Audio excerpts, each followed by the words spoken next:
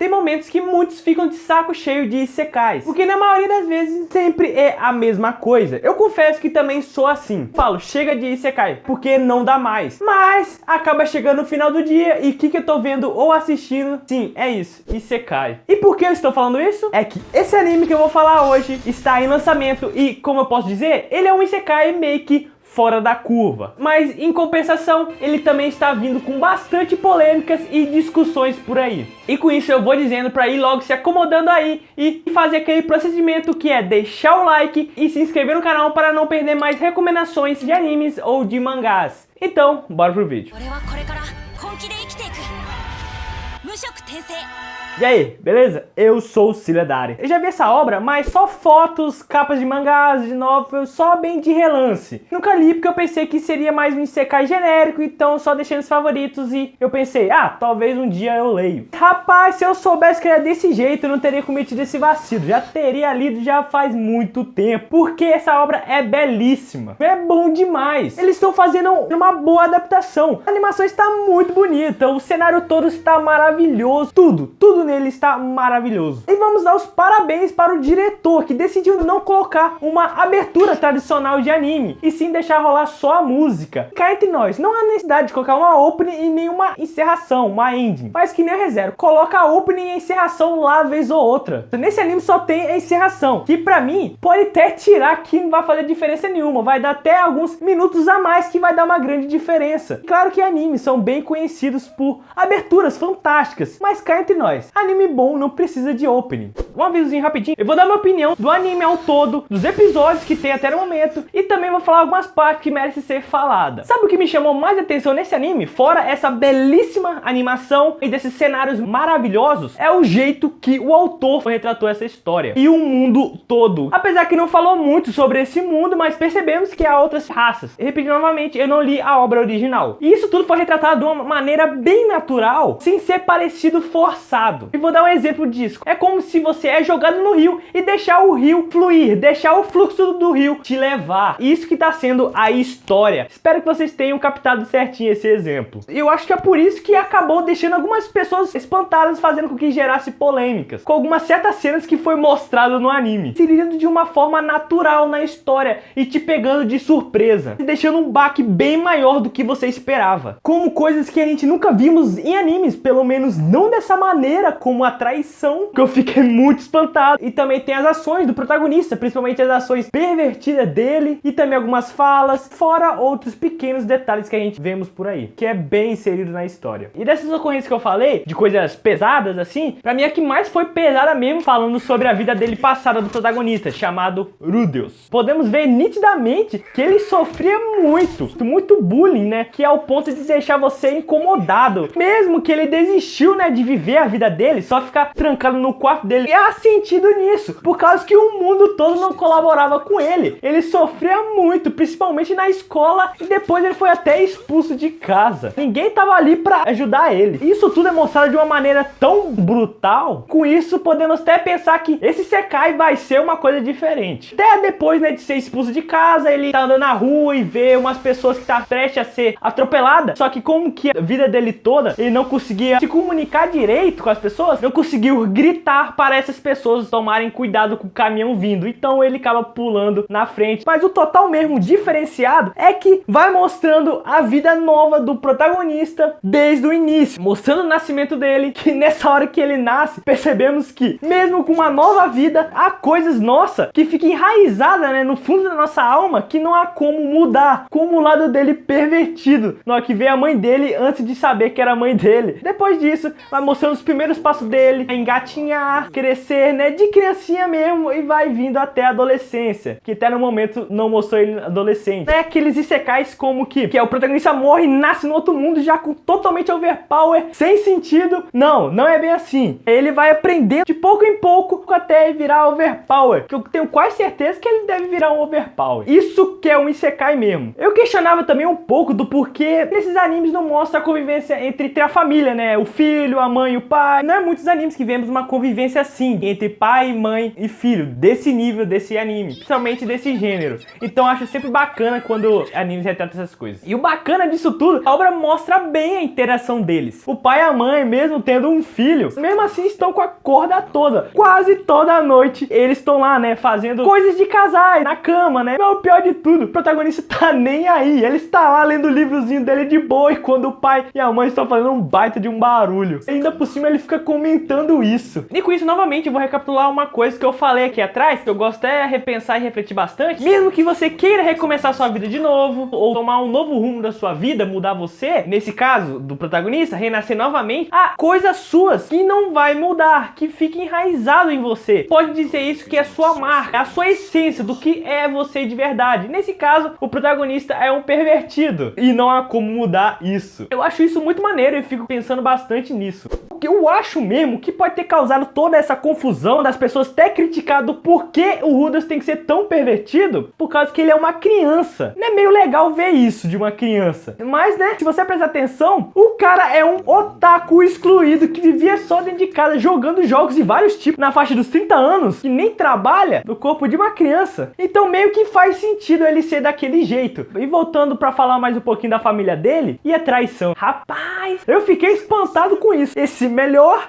/ pior pai, e do porquê eu chamo assim, ele pelo menos assumiu a responsabilidade dele. Ele fez essa baita dessa merda, mas logo de cara, quando a empregada chegou na hora quando todo mundo tava comendo e confessou que estava grávida. E logo com isso ele se confessou que podia ser ele e pediu desculpa e assumiu o erro. Então podemos até dar um crédito que ele fez um papel de uma pessoa, vamos dizer, de uma pessoa decente, que assume seus erros, suas responsabilidades. Ele simplesmente podia inventar uma desculpa ou fugir, mas não, ele não fez isso. A parte do pior pai, precisa nem dizer, né? O cara fez uma traição. Isso não importa o que for, porque traição não é legal. Tá aí, né? Tate no Yusha, Tower of God, comprovando que não é nada legal. E além de assumir suas responsabilidades, ele também é bem próximo, um companheiro para o filho, até pede ajuda sobre questão de dinheiro e vai lá, o pai arruma um trabalho pra ele. E nessa conversa entre pai e filho, você vai percebendo, e o protagonista também percebe, que o pai dele é um baita de um mulherengo. Saía com várias garotas, dormia com várias garotas, tal, essas coisas. Ele gostava de farra. E o Ruders ficou meio que chocado com isso, mas não podia culpar o pai, porque na vida passada dele também era um cara também que não prestava. Então, meio que ambos, o pai e filho, estão se conectando. Mas meio que acabou também tudo se acertando. O protagonista conseguiu arrumar um jeito de todo mundo se entender, por causa que ele tinha uma grande consideração com a empregada, porque a empregada sempre ajudava ele. Mas nisso tudo você até fica triste e sente pena pela mãe, porque a mãe era uma baita de uma mãezona, e ela também até tava grávida nisso tudo, e o pai, filho da mãe, faz isso. Eu vou falar até uma coisa aqui, que eu assisti nos primeiros episódios, eu falava assim, caraca, esse anime tá muito bonitinho. Pai e mãe junto, convivendo com o filho. E eu pensava, está muito bonitinho, eu acho que vai acontecer alguma tragédia, porque não é normal isso. Pai e a mãe vão acabar morrendo, e o filho vai ficar revoltado, sei lá o que, eu tô sentindo isso. Mas acaba não acontecendo, pelo menos não no momento. Mesmo o anime tendo essas coisas que eu falei, que faz você ficar bastante chocado, assustado, mesmo assim ele mostra interações bastante bacanas, como a amizade que ele vai construindo com essa elfa, que eu não sei o nome, aquela famosa amizade que a gente vimos, a amizade de infância, que ele nunca teve uma amizade verdadeira na vida dele antiga, e nessa nova ele tá construindo uma amizade, né, muito bonita, que eu acho. Eu fui tapeado, eu pensava que ela era homem, mas não, quando ele estava tomando banho, que foi visto que era mulher mesmo. Pô, protagonista, essa parte aí você deu molezinho, você vacilou, mas pelo menos terminou tudo bem. Essa elfa pra mim nesse momento tem nada demais, ela achei ela até agora meio que sem graça. Na hora que ela começa a chorar, por causa que o protagonista chega pra ela e fala que tá pensando em estudar numa escola e com isso eles vão ter que separar, e ela começou a chorar bastante e abraçar ele falando que não queria que eles se separassem. Nessa parte eu falei, putz, vai ser aquela personagem feminina que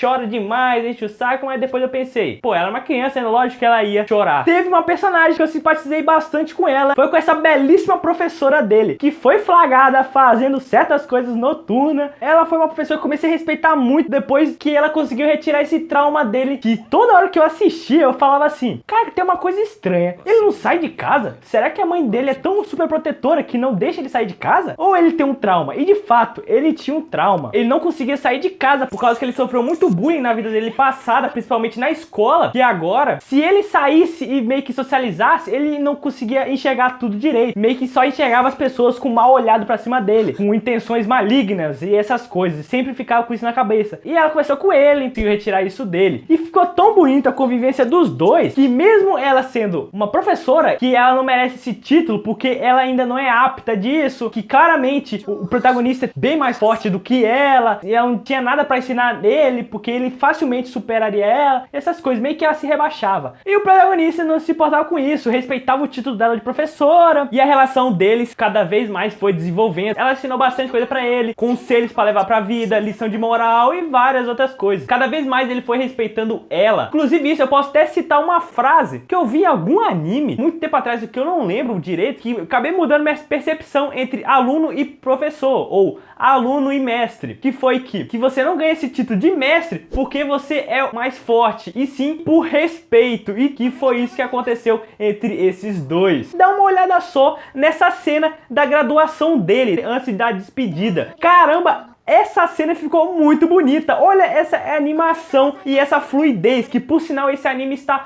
muito bem fluido. Também teve os jogos de cores, que ficou muito bem feito. Na moral, ele sempre espiava ela tomando banho. E ainda por cima, no final, ele fala que guardou a relíquia sagrada dele, a relíquia da sorte, a roupa íntima dela. Ele roubou e deixou escondido. Mas mesmo com isso tudo, ainda faltava aquela pitadinha de cadê meu personagem favorito? E na hora que apareceu esse personagem, eu falei, pronto, tá aí meu personagem favorito, essa demi-humana que eu vou falar, eu me apaixonei por ela, eu achei ela iradíssima, alguns devem saber por quê, e eu vou falar, ela é casca grossa demais, caramba, e nem teve até no momento cenas de lutas, pelo menos não aquelas que dão destaque, por causa que as únicas cenas que teve até no momento, o protagonista e o pai lutando, treinando, e a Ares treinando, que eu vou dizer, eu não gostei dela, pra mim é um tipo de personagem que tem uma personalidade bastante chata, que eu detesto. Mesmo não gostando dela, ela não é aquela pessoa insuportável ao ponto de você falar, sai da tela, pelo amor de Deus. Ela e essa personalidade dela, ela acaba sendo até bem encaixada na história. Mas eu não tô falando dela, e vou voltar falando dessa belíssima personagem, que proporcionou uma cena de luta rápida,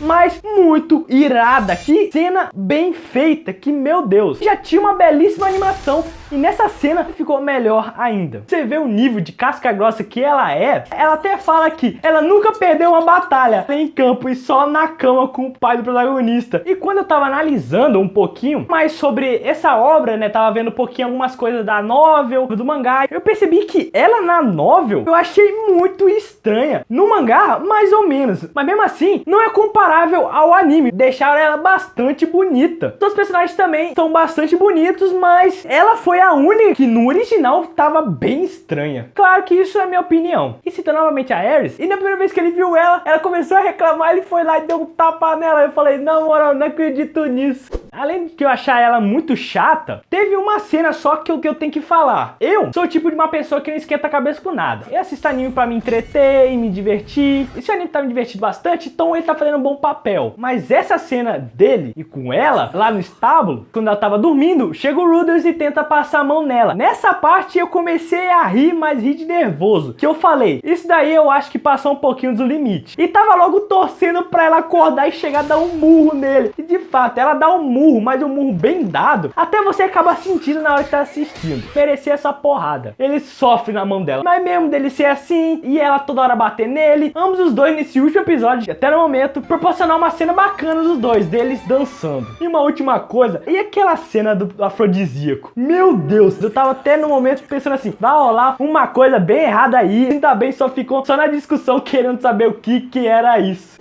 Esse anime tá dando o que falar, hein? E você, tá assistindo? Se não estiver assistindo, o que você está esperando? Corre lá e assiste pra você ver essas maravilhosas cenas. E você que tá acompanhando, comenta aí embaixo o que você está achando. E pra alegria de muitos, esse anime estão querendo fazer ele virar uma franquia, que nem Sword Art Online, com várias temporadas. E eu boto fé, hein? Eu boto fé porque eu estou amando. Eu tenho quase certeza que ele vai virar o meu anime e meu isekai favorito. Mas e com isso eu tenho que dizer muito obrigado pra quem assistiu até aqui, e não esqueça de deixar o like e se inscrever no canal para não perder mais vídeos como esse. E aproveita também e dá uma passadinha lá para você ver outras recomendações muito bacanas que eu já falei. Então, muito obrigado e até o próximo vídeo. Falou-se!